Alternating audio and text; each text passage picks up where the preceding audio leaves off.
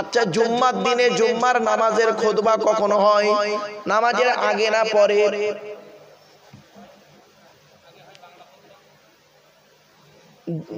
বাংলা খুতবার কথা বলছি না, নামাজের আগে। আর ঈদের দিনে নামাজের খুতবা কখন হয়? কেন? কারণটা কি? এই কোরআন তার ইঙ্গিত দিচ্ছে, শুনে নিন। আল্লাহর নবীর জামানায় প্রথম যুগে জুম্মার নামাজের খুতবা ঈদের মতো নামাজের পরেই হতো, নামাজের পরেই খুতবা হতো। তো নবীজি একদিন নামাজের 2 রাকাত নামাজ পড়িয়েছেন, নামাজ পড়িয়ে সাহাবীদেরকে খুতবা দিচ্ছে মসজিদের মেম্বারে দাঁড়িয়ে দাঁড়িয়ে, মসজিদ ভর্তি লোক, নবীজি খুতবা দিচ্ছেন, নামাজ হয়ে গেছে।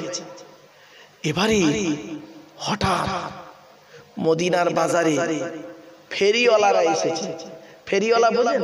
আমি বলি, ফেরিওয়ালারা এসেছে ভালো মন্দ মালপত্র বিক্রি করতে। নবীজি খুতবা দিচ্ছেন এদিকে, আর একটা একটা করে লোক সাহাবী উঠে উঠে চলে যাচ্ছে ওই ভালো ভালো মালগুলো কিনবে বলে। এইরকম নবীজি দেখতে পাচ্ছেন, কিন্তু উঠে চলে যাচ্ছে, ও উঠে যাচ্ছে, ও উঠে যাচ্ছে, উঠে উঠে যাচ্ছে একটা একটা করে। নবীজি কিন্তু কিছু বলছেন না, খুতবা দিয়ে যাচ্ছে। খুতবা কমপ্লিট, মসজিদ পুরো ফাঁকা, মাত্র 12 জন সাহাবী বসে আছে। কতজন?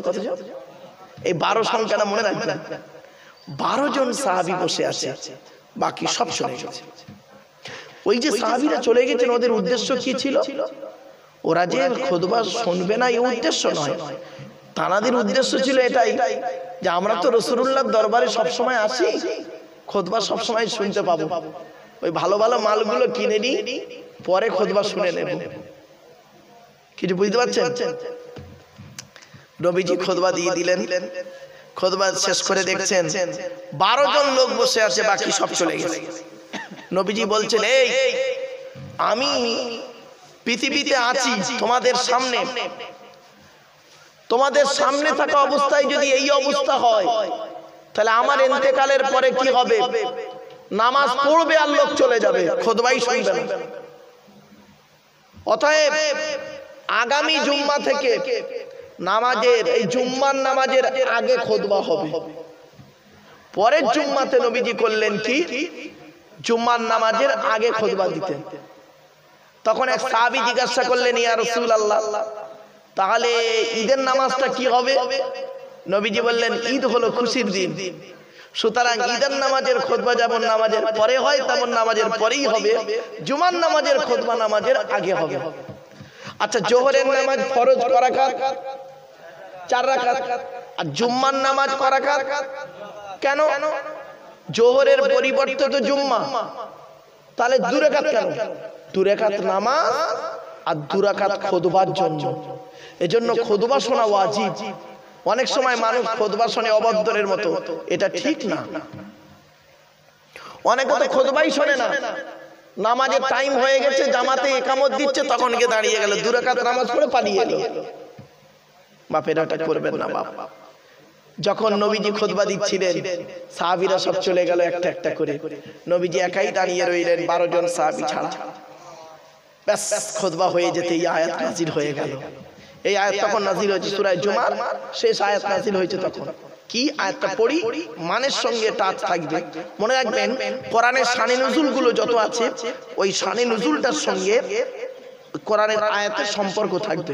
চলো, আল্লাহ বলছেন, ওয়া ইযা রাআউ তিজারাতান আও লাহওয়ান ফাদু ইলাইহা ওয়া তারাকুকা কাইমা কুল মা ইনদাল্লাহি খায়রুম মিনাল লাহবি ওয়া মিনাত তিজারা ওয়াল্লাহু খায়রুর রাযিকিন।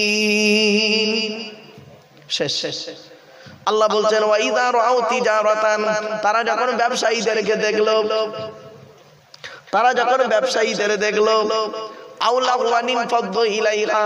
অথবা কোনো খেলতামাশা দেখলো, ইনফাদ্দু ইলাইহা, সেই দিকেই তারা ছুটে চলে গেল। ও তারা কুকা কইমাম, নবী তোমাকে মেম্বারে একাকী দাঁড় করিয়ে রেখে চলে গেল। সাহাবীরা সব চলে গেল, ভালো মন্দ মাল কিনতে, ব্যবসা করতে চলে গেল, রিজিকের আশায় চলে গেল। নবী তুমি বলে দাও, কুলুমা ইনদাল্লাহি খায়রুম মিনাল লাগবি ওয়া মিনাত তিজারা, ওরে আল্লাহর কাছে উত্তম খেল তামাশা ব্যবসা রয়েছে। ওয়াল্লাহু খায়রুর রাযিকিন, আমি আল্লাহ হলাম উত্তম রিজিক দাতা। রিজিকের মালিক কে? এজন্য অনুরোধ করে বলে যাচ্ছি, রিজিকের মালিক হলো আল্লাহ। আল্লাহ পাক কাউকে বিভিন্ন দিক থেকে তাকে রিজিকটা ঠিক পৌঁছে দেয়, ঠিক না বেটি? কেউ জলসা করে রিজিক আল্লাহ পাক তাকে মেলায়, আবার কেউ মসজিদে ইমামতি করে, কেউ মাদ্রাসায় চাকরি করে, কেউ স্কুলে চাকরি করে, কেউ বেসরকারি সরকারি চাকরি করে, আবার কত মানুষ আছে চাকরিও করে না, তাদেরকে আল্লাহ রিজিক দেয়। যে কোনো উপায়ে দোকানদারি করে, ব্যবসা বাণিজ্য করে, কাজ কারবার করে, খেতে খামারে কাজ করে, শ্রমিকের কাজ করে, বিভিন্ন অ্যাঙ্গেল থেকে আল্লাহ পাক তাদের রিজিক দেয়। এই ইউটিউবওয়ালারা বসে আছে দেখতে পাচ্ছেন, এদের রিজিক হলো এর ভিতরেই আল্লাহ পাক নির্ধারিত করে রেখেছে। খারাপ ভাবনি বাপ, এই ইউটিউবওয়ালারা বাবা খারাপ ভাবো না বাপ, বাস্তবটাই বলছি। এদের মধ্যে ইনকাম আছে, এদিকে আল্লাহ এদের রিজিক দেয়।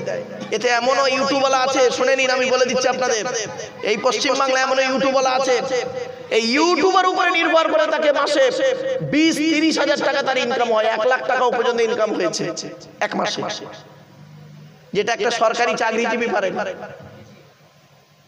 বুঝতে পারছো বাবা? রিজিক আল্লাহ কোথায় থেকে দেয়? যেখান থেকে তুমি হালাল রিজিক পাচ্ছ, সেইটাকে হালাল ভাবে ব্যবহার করিও বাবা, হারাম ভাবে ব্যবহার করিও না। অনুরোধ করে বলে যাচ্ছে, এই ছেলেগুলো কষ্ট করে রাত জেগে বসে আছে, এদের ভাবছেন বেকার বসে আছে, এত সোজা নয়। আপনারা বুঝতে পারছেন না অনেকে, বাবা এতে যে কি আছে একমাত্র ওরাই জানে। বাপেরা অনুরোধ করে বলে যাচ্ছি, চোখ দুটো বন্ধ হয়ে গেলে সব শেষ। দেখতে দেখতে 11টা বেজে গেছে বাপ, আর বেশি নয়, রাত বেশি করব না। শীতের রাত, প্রচন্ড শীত পড়েছে, মোনাজাত করে দেবো।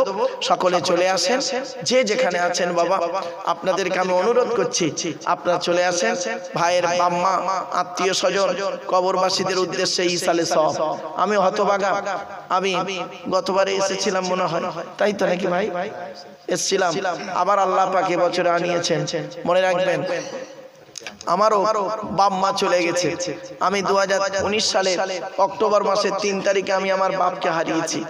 আর 2023 সালে বগরা ঈদের দিনে, এই বগরা ঈদ হলো বৃহস্পতিবারে, বগরা ঈদের দিনে বেলা 11:30টার সময় আমি আমার মাকে হারিয়েছি। সুতরাং আমিও আপনাদের মতো একজন বাম্মা হারা সন্তান। সুতরাং আপনাদেরকে আমি অনুরোধ করে বলি, যাদের বাম্মা এখনো বেঁচে আছে তারা এখনো বুঝতে পারেনি বাম্মা কি জিনিস, যাদের বাম্মা চলে গেছে তারা বুঝতে পারছে কি জিনিস হারিয়েছি। মনে রাখবেন, যেদিন বাপের কবরটা মাটি দিলাম, বাপের জানাজা পড়িয়ে, গোসল দিয়ে, কাফন পরিয়ে, বাপের জানাজা পড়িয়ে যখন কবরে শোয়ালাম, শুইয়ে বাপ যখন আমি করলাম কি বাপের কবরে শুইয়ে মাটি দিয়ে যখন উঠে চলে এলাম দোয়া করে, সেই দিন থেকে কাউকে আব্বা বলে আর ডাকতে পারিনি। ঠিক না বেটি? ভুল বললাম কথাটা? হ্যাঁ, আব্বা নেই, আপনাদেরকে আব্বা বলে ডাকি, আমার ছেলেকেও আব্বা বলে ডাকি, আমার মেয়েকেও আম্মু বলে ডাকি, ডাকি না? কিন্তু ও আশা আর মেটে না। যেদিনে মায়ের কবর জানাজা পড়িয়ে, মায়ের জানাজা পড়িয়ে, গোসল দিয়ে, কাফন পরিয়ে, জানাজা পড়িয়ে মাটি দিয়ে চলে এলাম, সেই দিন থেকে মা ডাকটা আর কাউকে বলতে পারিনি।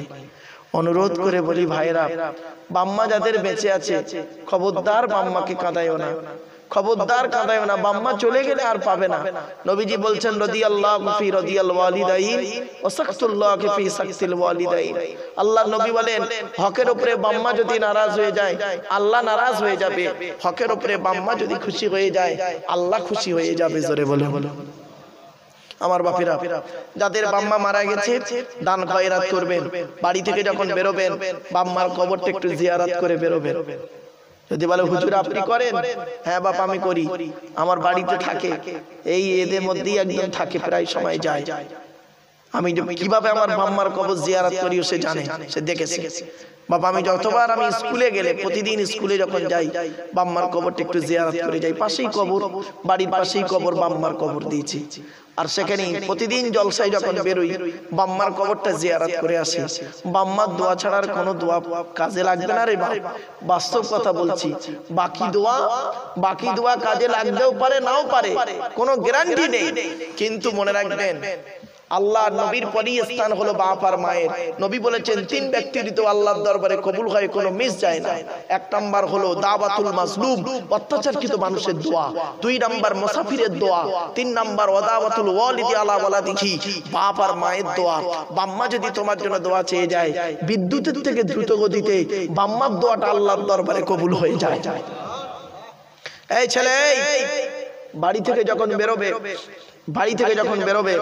বাপ আর মা যদি বেঁচে থাকে, বাপ আর মায়ের দোয়া নিয়ে বেরোবে। বাপ আর মায়ের দোয়া যদি তোমার সঙ্গে থাকে, লরির তলার ভিতরে ঢুকে যাবে, গাড়ির তলার ভিতরে ঢুকে যাবে। আমার আল্লাহ করবে কি, বাম্মার দোয়ার উসিলায় গাড়ির তলার ভিতর থেকে জীবিত টেনে বের করে আনবে। জোরে বলে বাপ, আমি তার নিজের জ্বলন্ত প্রমাণ। আজ আমি কবে অ্যাক্সিডেন্টে মারা যেতাম, বহুদিন আগে অ্যাক্সিডেন্টে মারা যেতাম। এমন পজিশন হয়ে গেছে আমার ব্যক্তিগত জীবনের কথা বলছি।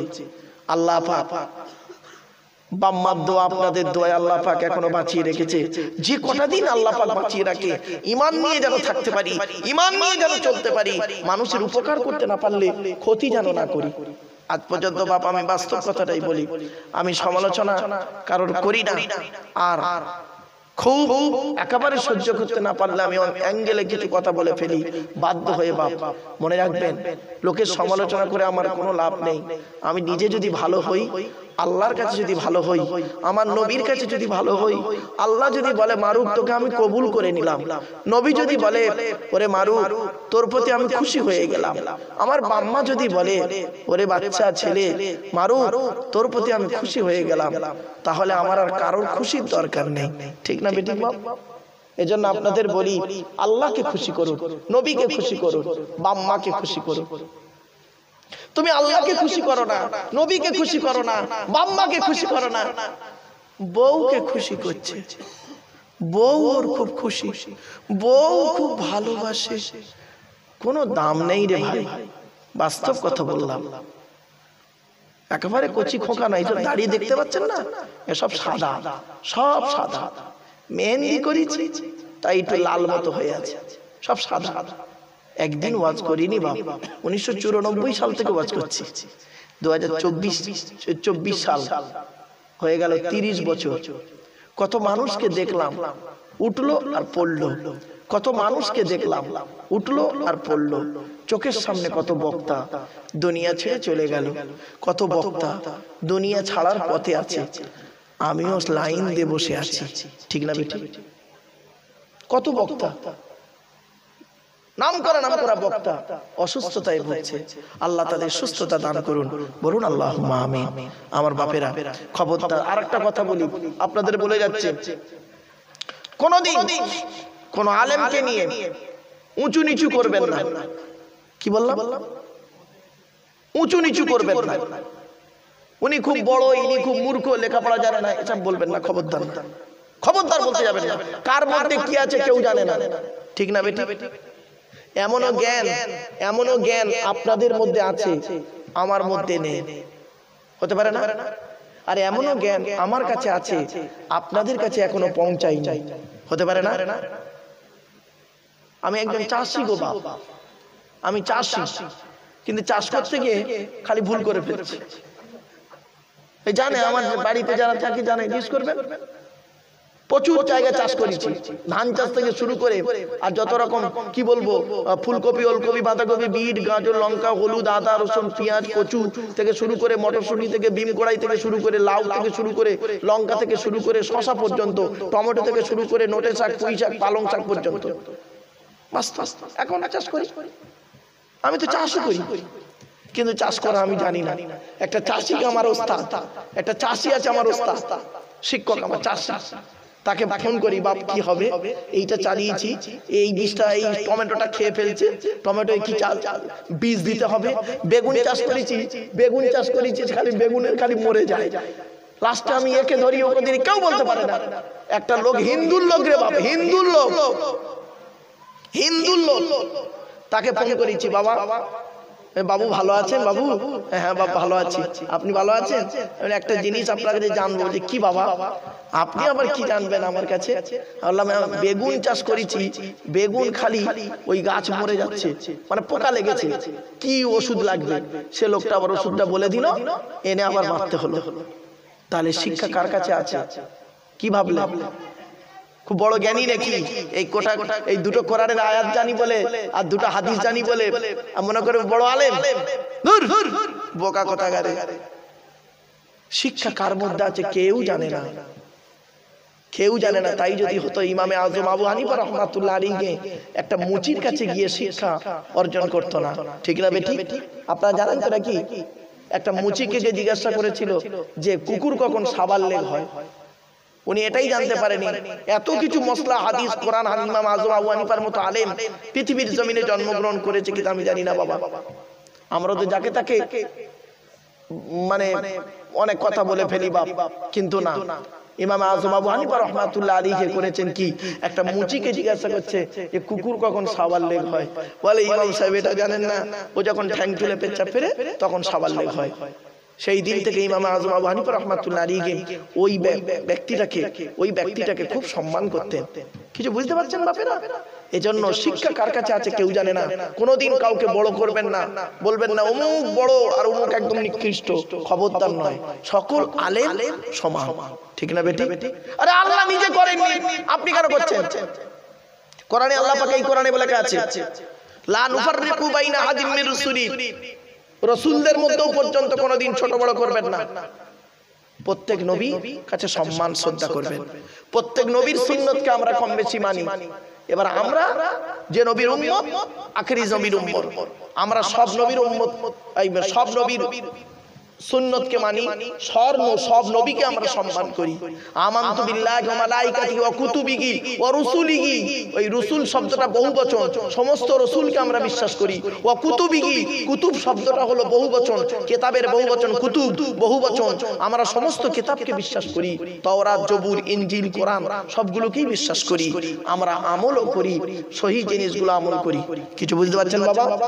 এজন্য খবরদার বাবা, আলেমদের নিয়ে মাতামাতি করবেন না।